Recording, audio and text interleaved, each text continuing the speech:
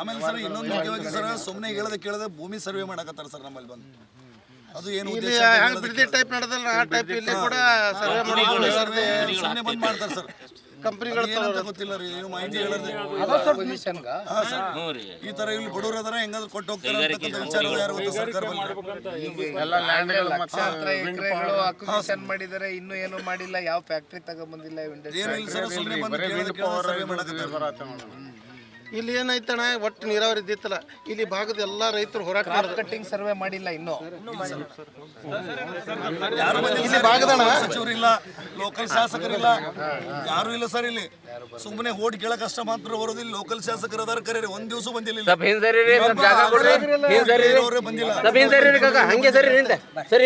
ಏನ್ ಪರಿಸ್ಥಿತಿ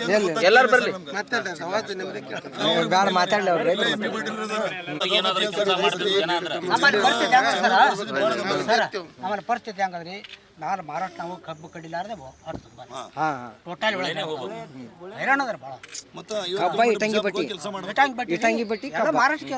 ಬಿಜಾಪುರ ತೋಡಿ ಮಂದಿ ಹೋಗ್ತಾರ.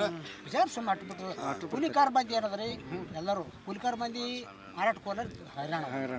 ಕಬ್ಬು ಕಡೆದು ಏನ್ ಮಾಡ್ತಾರೆ, ವ್ಯವಸಾಯ ಬಿಟ್ಟು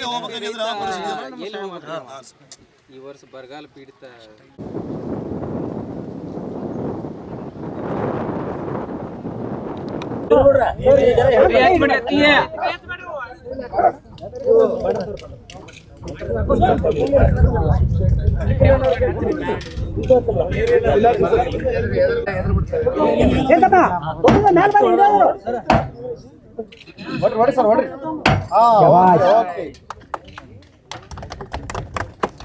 ನಿಖಿಲ್ ಕುಮಾರಸ್ವಾಮಿ ಅವರಿಗೆ,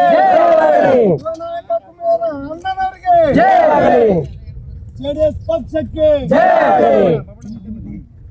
ಎಚ್ ಡಿ ದೇವೇಗೌಡ ಸಾಹೇಬರಿಗೆ, ಮಂಡಿನ ಮಗ ಎಚ್ ಡಿ ದೇವೇಗೌಡ ಸಾಹೇಬರಿಗೆ, ಮಂಡಿನ ಮಗ ಕುಮಾರಣ್ಣನವರಿಗೆ, ಮಂಡಿನ ಮಗ ಕುಮಾರಣ್ಣನವರಿಗೆ.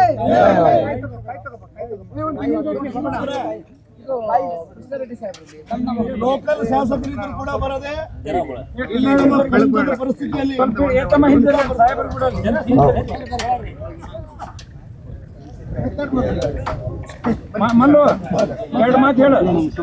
ಇಲ್ಲಿ ಇವತ್ತು ಮರದ ತಾಲೂಕು, ಮರದ ಜಿಲ್ಲೆ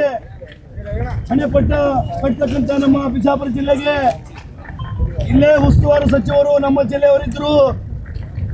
ಸುಮಾರು ಜಿಲ್ಲೆಯಲ್ಲಿ ಅತಿ ಹೆಚ್ಚು ಶಾಸಕರು ಪಡ್ತಕ್ಕಂಥ ನಮ್ಮ ಜಿಲ್ಲೆ ಆದ್ರೂ ಕೂಡ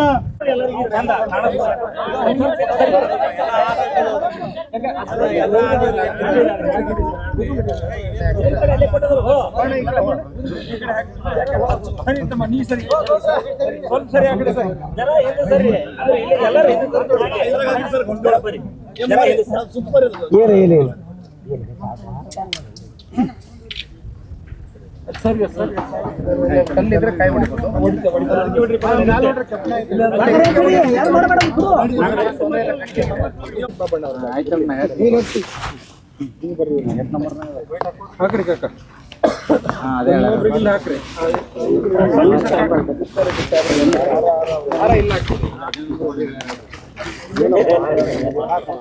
ಸುಮ್ಮನೆ ಬೆಂಗಳೂರಲ್ಲಿ ರಾಜಕೀಯ ಮಾಡ್ತಾ ಅಲ್ಲಿ ಕುಂತ ಈ ಒಂದು ಶಾಸಕರು ಇದ್ದಂತ ಜಿಲ್ಲೆಯಲ್ಲಿ ನಮ್ಮ ಜೆಡಿಎಸ್ ಪಕ್ಷದ ಯುವ ನಾಯಕರಾಗತಕ್ಕಂಥ ನಿಖಿಲ್ ಕುಮಾರಸ್ವಾಮಿ ಅವರು ಇಲ್ಲಿ ಬಂದು ರೈತರ ಪರಿಸ್ಥಿತಿ ಏನದ, ರೈತರ ಕಷ್ಟ ಏನದ, ಕೂಲಿ ಕಾರ್ಮಿಕರ ಕಷ್ಟ ಏನದ ಅಂತಕ್ಕಂಥ ವಿಚಾರವನ್ನು ತಿಳ್ಕೊಳ್ಳಕ್ಕೆ ನಮ್ಮೊಂದಿಗೆ ಬಂದಿದ್ದಾರೆ.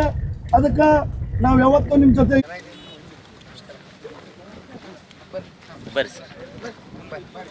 ನಡ್ರಿ ಹಂಗೆ ಮಗಲ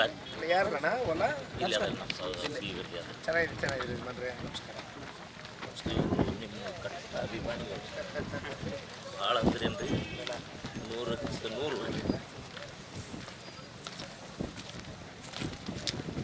ಸ್ವಾಗತ ಬರದ ನಾಡಿಗೆ. ಇವ್ರದೇ ಹೊಲ ರೀ.